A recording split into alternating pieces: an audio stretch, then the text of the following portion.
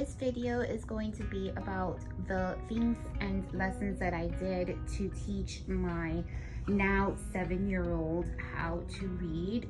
These are some things that I did when he was 4 to 5 years old. I was getting ready for him to go to kindergarten, and I wanted him to have a good base with his phonograms and reading skills. And it actually worked out, and I believe that these things and methods helped him grasp onto the literacy so well, which is why he is now reading at a 3rd, 4th grade level, even though he's in 2nd grade technically.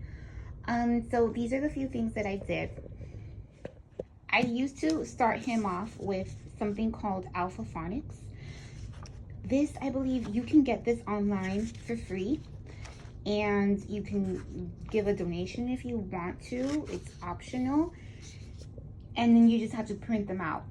So what we would do is we would learn, obviously, the alphabet. You have to teach your child to not only know the ABC songs, A, B, C, D, E, F, G, you have to teach them as well the sounds of the letters. And so I used to use the Alpha Phonics, and we would go with A, B, K, A, B, K, so he can recognize the uppercase and the lowercase. And we would learn all the sounds, B, B, K, and sound everything out, and keep going worksheet by worksheet. And then it gets a little bit more into a lesson where I would give him one a day, and then he would do A, and then put them together. And this is what I believe helped him so well with the reading. We would also do phonics through these Twinkle poster cards that I downloaded onto my iPad.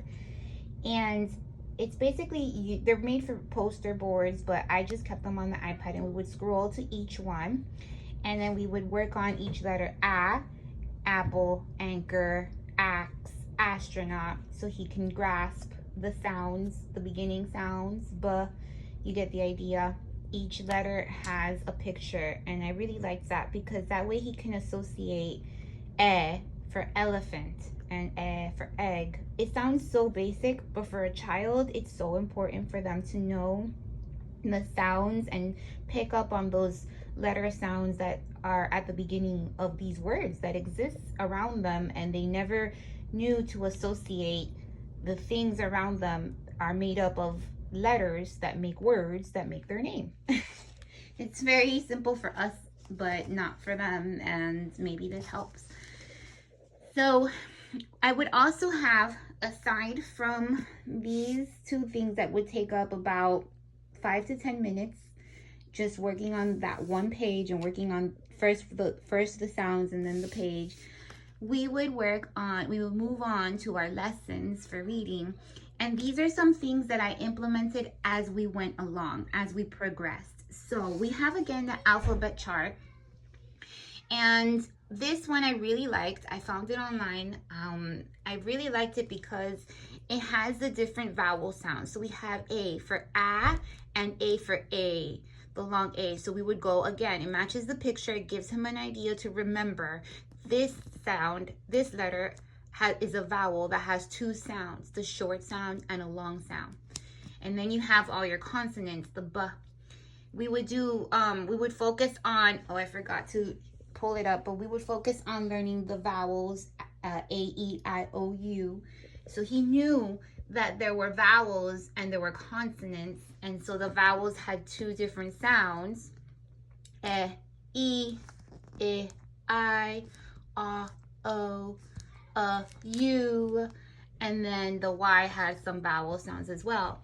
And this chart is also helpful because it gives us the sounds of some consonants that have 2 sounds as well, like the soft C, the hard C and the soft C, the hard G and the soft G, so on.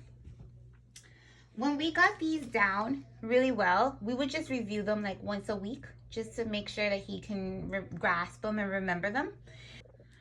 So after I knew he was progressing with, he knew these by heart already, I moved on to teaching him vowel teams. And we would learn one every week. So let's say we would learn AI. That's A for nail. And I printed out vowel team cards that we would use as flashcards every week. Every day we would go over the AI, and he would say what it was for, and we would do a worksheet that I would find for the vowel team on Teachers Pay Teachers. Real simple. He would work all week on this vowel team. A for jail, A for mail, so on. And what I would do is, there's a really cool site online for free, which is called Wordwall. And I created an account, and it's for free. And I would make games. It's so cool. You can make games using anything you want. I did a game for the AI. I think I did this a little bit later on, but you can do it for anything. So I would make a game. I started with these. Let's say the EW for EU, and he would play with the words that I would create. And it's, let me see, it's a train game. And he would have to he would see that word. He already knew it by now. It'd be the end of the week. And he would have to click on the picture that was for news and get it into the cart. And it was so much fun for him. He loved playing, and it would help him learn to read the words real well, real quickly, and pick up on the vowel teams. He already knew the N sound. For this one, flu. So he already knew flu. So he would look for flu. Where is this one? And it would match the picture, the clip art picture that I would put in the game. And the news. And so on. And he loved this part. So I would always have like a little reminder to play Wordwall. And that's how we worked. And he would score points, and he would be so excited to play. And I think that helps so much when you make them excited. So as you saw, Flu had a blend. This is something else that we would work on, the blends and the diagrams. So by then, I believe before we played Wordwall, which was probably the second part of the year, we learned the blends. And so we learned blah, bruh, cla, all the sounds, fla, fra. He would know all of his alphabet already, so the whole thing would be putting the letters together and making these sounds. And again, because there's pictures, he can associate that, and it's good for recognizing and reminding him of the sounds. So, and then this is just another chart that I found that I really liked because it just reinforces. So we would do this real quick, but every day, but, blah, bruh, go down and down. Sometimes I would mix it up and go from down to up because kids are real smart. And sometimes without even pointing to it, he'll be already like, pla. He'll be saying it without even looking. And that's not what I wanted him to do. I didn't want him to memorize it. I wanted him to know this sound, thra. And so I would mix it up and get him off track, and then he would have to look at it and read the sound that it's supposed to make. By then, like towards, again, that second half of the kindergarten year, I'd say, we would read Bob books. And I got all the Bob books. This is just an example for step 1.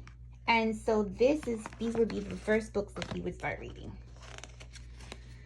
And let's see, he would read them and progress, and just, they're real simple, but it would take him a good amount of time to read these. And I believe by the end of the year, he was already reading his Bible lessons from Christian Light Education, which were a full page. And he would read it on his own, and they were level 1 because we started using level 1 in kindergarten. And so he was reading first grade level by the end of kindergarten.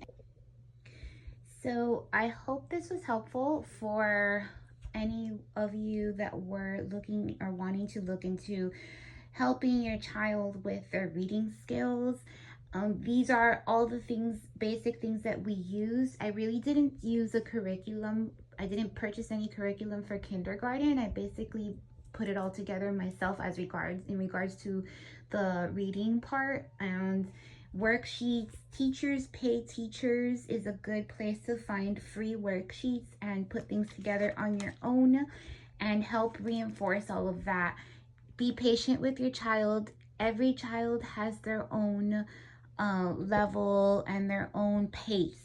And it's important to make it fun for them, because with the word wall and other activities that we would do, like these flashcards and putting together stuff and worksheets with using the vowel teams, it was fun for him. And so he would grab a book. Now that he can independently read it on his own, he was excited. And make sure that's the whole point of homeschooling, is to make sure you're making it fun and they're learning and they're feeling good about themselves. You can have a chart or a prize or a sticker and just have them loving it. So I hope this blessed you all and you find it helpful. Let me know if you have any questions, and thank you for watching. Hey, I got a good.